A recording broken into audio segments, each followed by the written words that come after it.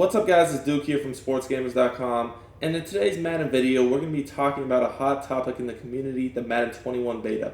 Now I'm going to be giving my thoughts and impressions from the Madden 21 beta, going over everything from abilities, zones, the user defender, etc. So before we get into the video, I do want to remind you guys to subscribe to the channel, turn your notifications on so you don't miss out on our videos. We do upload pretty much daily from tips, gameplay, Madden 21 news. You're not going to want to miss out. So the first thing I want to talk about is actually the abilities. And I'm going to actually talk about the catching abilities first. So you guys know that on Madden 20, the catching abilities have been really good this year. You know, especially like the post flag elite, you know, the street specialist.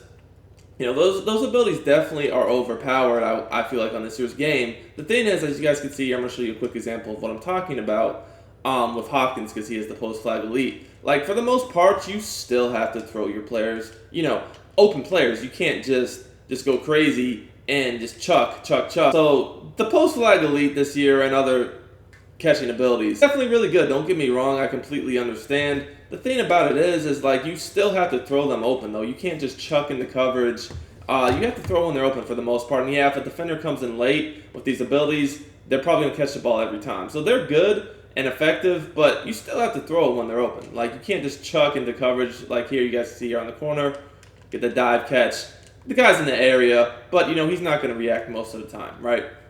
That's pretty much how it is this year. And you can aggressive catch sometimes with abilities this year, but I will say that the abilities for the catching on the beta for 21 were just out of hand. You know, you could aggressive catch very consistently on routes that were covered, and I just feel like it needs to be toned down. I think maybe the best thing to do would just be for the catching abilities, like they can trigger on like rack catches or possession catches, but I don't know if they should trigger on aggressive catches from what I've been seeing. It's a little bit much. It's a little bit much, right? So that's my first ability I want to touch on, was just the overall catching abilities. And they're different. No longer is it like post flag elite on certain route. It's now, you know, kind of based upon where the route is being run in the field. Not exactly the exact route you call, basically. But other than that, I want to talk about film study. Now, film study has been kind of a hot topic already. My opinion on it is I don't really like it. I don't know. You guys can let me know what you think in the comments. But the reason why I say I don't like it is let's be honest here. If we're running an offense, most players run an offense from 1 to maybe 3 formations, right? They kind of stick to a few formations that they like. Well, on this year's game and pretty much every Madden, there's only 2 to 3 good passing plays, maybe 1 or 2, honestly, in some formations that are even worth running. Like, if we just talk about bunch here, we got bunch trail, we got verticals. I mean, those are the 2 best plays by far. You know, and it's like, okay, that's just one formation. Let's talk about this tight slot this week. We got, again, verticals, mesh spot, you know, stick splits is cool. You know, really, I mean, again, 2 to 3 plays. Go to wing flex close. I like stick just because of the little option routes.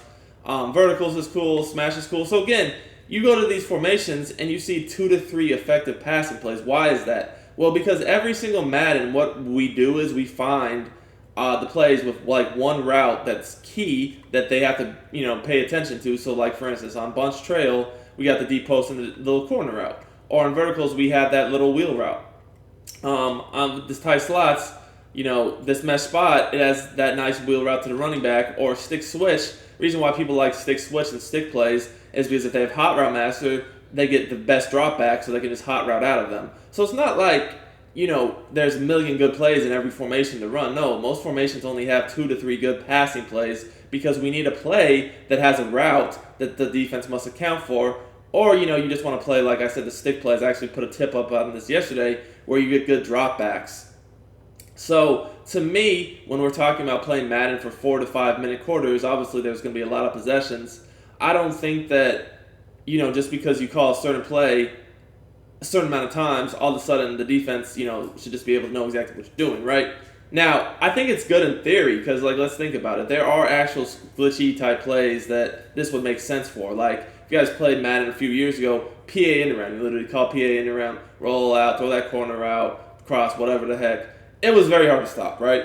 It was glitchy play. Or this year, just throwing rollout corners every play with cut blocks. Again, that makes sense. But what people don't understand is that pretty much any, not even a pro player, but any pretty good player is going to have an offense based around 2 to 3 plays. But just because they only call 2 to 3 plays does not mean they're literally running the same setup every time. Like me personally, yeah, in my passing offenses, I have 2 to 3 plays I run, but for each play, I probably have 5 to 10 different variations I run from each play, right? I make adjustments based upon what the defense is doing to me, hot routes, motions pre-snap, right? And so while technically I'm calling the same play, it's not really the same play because I'm making a whole bunch of different adjustments, and I just don't think that like someone should be able to come out on defense and just not make any adjustments, and all of a sudden because I called the play too many times, they're like, hey, this is what he's doing, and then they just know what I'm doing, and they are free to basically adjust without having to use their brain. Like, I think that just makes the game way too easy. The skill gap's just way too low. Like, it's just, to me, that's never a good thing. And what I mean by this is, like, for instance, gun bunch verticals. I have about, when I run gun bunch, numerous setups to this. Sometimes, like, and I don't really have the ability to do it here because I don't have a hot route master quarterback, but when I have hot route master, I can do a lot. Sometimes I'll just max protect and run a drag from this opposite receiver, right? Sometimes I won't max protect. I'll like put this player right here, the slot, on a post route, and I'll streak the tight end. Sometimes I'll go ahead and put this guy actually on the slot on the corner, streak the tight end. Sometimes I'll put this guy on a smart route and in route. Like, just right there alone, I probably already went over 5 different, like, little variations I do with this play, right? And so, you know, another thing, like maybe I see that they're playing off coverage, I might just put this receiver on an out route, right? So that's another little thing. I mean, there's just so much stuff I do on a play-to-play basis from each play I run. I don't think that just because I call the same play, it needs to be basically a Band-Aid or like holding the defense's hand to tell them exactly what's going on, and then they don't even have to use their brain. Like I said, you guys can let me know what you think about that. All I'm saying is, good idea, because yes, there are some glitchy plays that are just abused over and over again that don't really have much thought process behind them that this could make sense for. But what about the people who just call 2 to 3 plays because it has a really good route that they base their offense around, or they like to drop back, but then each play they run it 5, 10 different ways. So really we're talking about 20, 30 different plays they're running, but they're only technically calling 2 or 3 plays, so they're kind of getting punished. I don't know. Don't really like it. Let me know what you guys think about that. Next thing I want to cover, the user. Oh my gosh. So the user definitely needs something, because right now it's just way too slow. So the best way I can kind of try to illustrate this for you guys is plays with crossing routes. We guys know that this year plays with crossing routes like dagger. You know, you roll out through this crosser, it's unguardable, right? So what do you have to do? You have to take the user and just run with the crosser, right? Most of the time. So I could know, like on this beta, I could know the crosser was coming, and my user would just be slow, so slow, and I might have been using someone that was like a D lineman or something. Like, there's just no way I could ever keep up, even when I knew it was coming. It would just be like this every play, dot. Now I know it was a bad throw there because he doesn't have dead eye, but I mean, there was nothing I could do. Like, the user needs some serious tuning. There's just no way that the user is going to be effective right now. If the user stays like this, every game's going to be very high scoring, because you cannot keep up with any sort of fast receiver on any sort of over effective route like this, like especially the crossers. You just cannot. There are going to be completions pretty much every time because of how slow the user is right now. Overall, that's one of the biggest reasons, but offense I just felt was so easy. You could almost run anything offensively, and I think the user played a big part in that. Another thing that I think played a part in that is the whole blitz a million meta from Madden 20 definitely is not like the way it is going forward for Madden 21. You cannot play like that anymore. You cannot just blitz your whole team nonstop. And part of the reason why is the user. Like, your user can't cover ground like that anymore. But also, contains.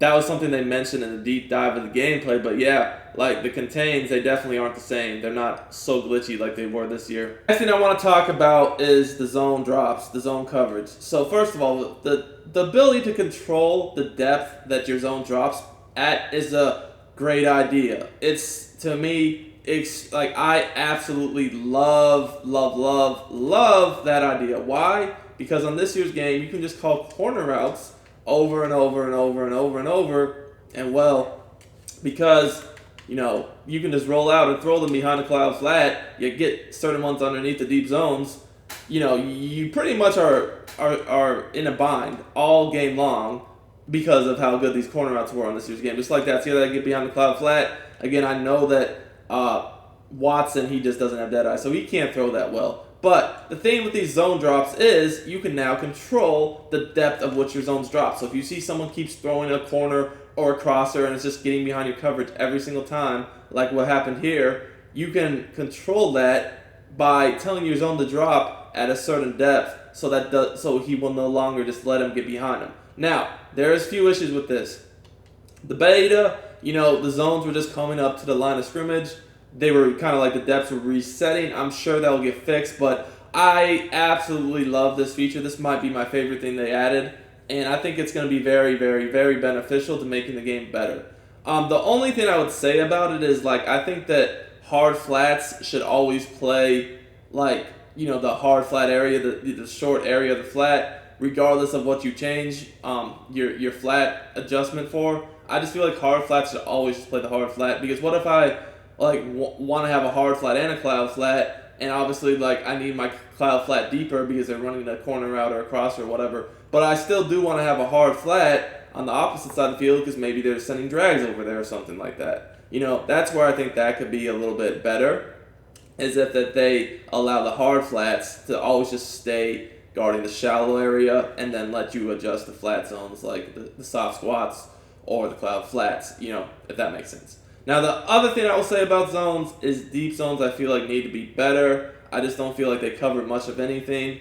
They could get improved a little bit. Wouldn't really say they need to be anything crazy because I'm not trying to go back to a few years ago when we had 91 zones. The zones were really bad at first, and then next thing we know, 91 zone comes about, and they're just covering everything without. It was just crazy. They would react before the receiver almost sometimes. So that's pretty much my thoughts. I think that the game is looking promising. I'm excited for it. And I think just with a few tweaks, we could have a great year coming up for Madden 21.